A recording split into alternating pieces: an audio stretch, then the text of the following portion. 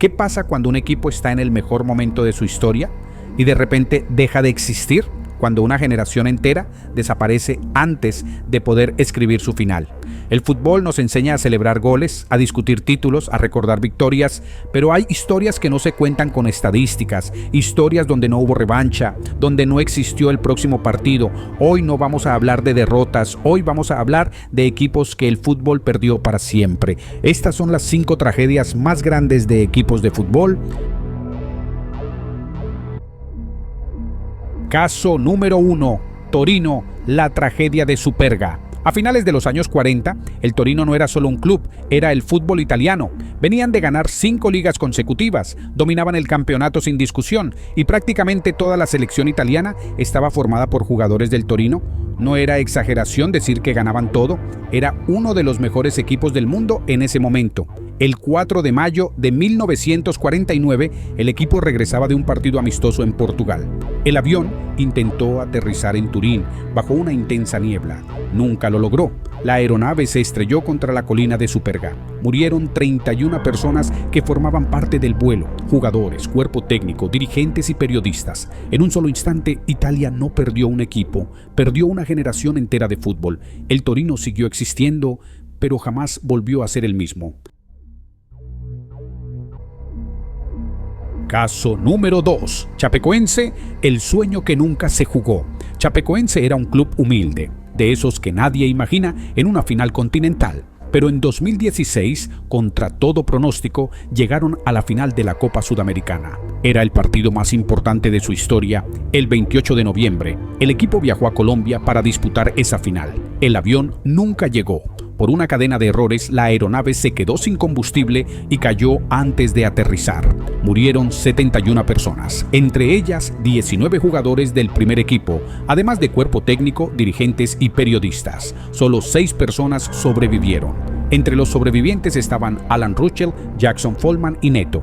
Días después, Medellín se convirtió en un lugar de luto colectivo. El estadio Atanasio Girardot se llenó por completo para rendir homenaje a Chapecoense. Y quienes no pudieron entrar permanecieron durante horas fuera del estadio, en silencio, en vigilia. Atlético Nacional pidió que Chapecoense fuera declarado campeón y por una noche el fútbol dejó de ser un juego para convertirse en memoria. Chapecoense volvió a jugar, volvió a competir, pero ese vuelo marcó al club para siempre.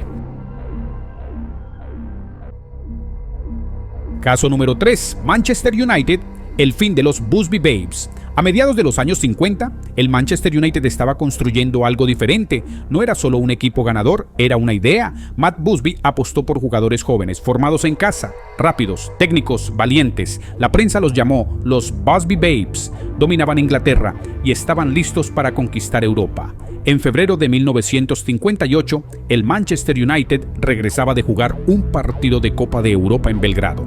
El avión hizo escala en Múnich para repostar combustible. Las condiciones eran malas: nieve, hielo en la pista. El primer intento de despegue falló, el segundo también. En el tercer intento, el avión no logró ganar velocidad suficiente. Se estrelló al final de la pista. Murieron 23 personas, entre ellas 8 jugadores del Manchester United, además de miembros del cuerpo técnico, dirigentes y periodistas. El mundo del fútbol quedó paralizado. Algunos jugadores sobrevivieron, entre ellos Bobby Charlton y Matt Busby, que pasó semanas entre la vida y la muerte. El club quedó devastado, sin equipo, sin proyecto. Durante meses, el Manchester United simplemente intentó existir.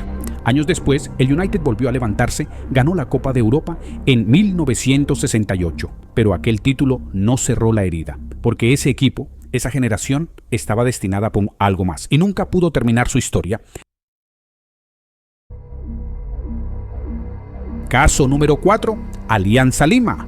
La pérdida de una generación dorada en el mar. Alianza Lima no es solo un club de fútbol. En el Perú es identidad, es barrio, es historia. En los años 80, Alianza era un equipo competitivo, joven y con mucho futuro. Muchos de sus jugadores eran considerados la base del fútbol peruano que venía. El 8 de diciembre de 1987, el equipo regresaba a Lima tras disputar un partido por el campeonato local en Pucallpa. El vuelo debía ser corto, rutinario, pero a pocos minutos de aterrizar, el avión cayó al mar frente a la costa de Ventanilla. Murieron 43 personas, entre ellas 16 jugadores, 6 miembros del cuerpo técnico, dirigentes, árbitros, barristas y tripulación del vuelo. El único sobreviviente fue el piloto, el teniente Edilberto Villar Molina. En cuestión de días, el club tuvo que recurrir a juveniles, jugadores prestados por otros equipos y hasta a leyendas que habían dejado el fútbol activo para simplemente seguir existiendo.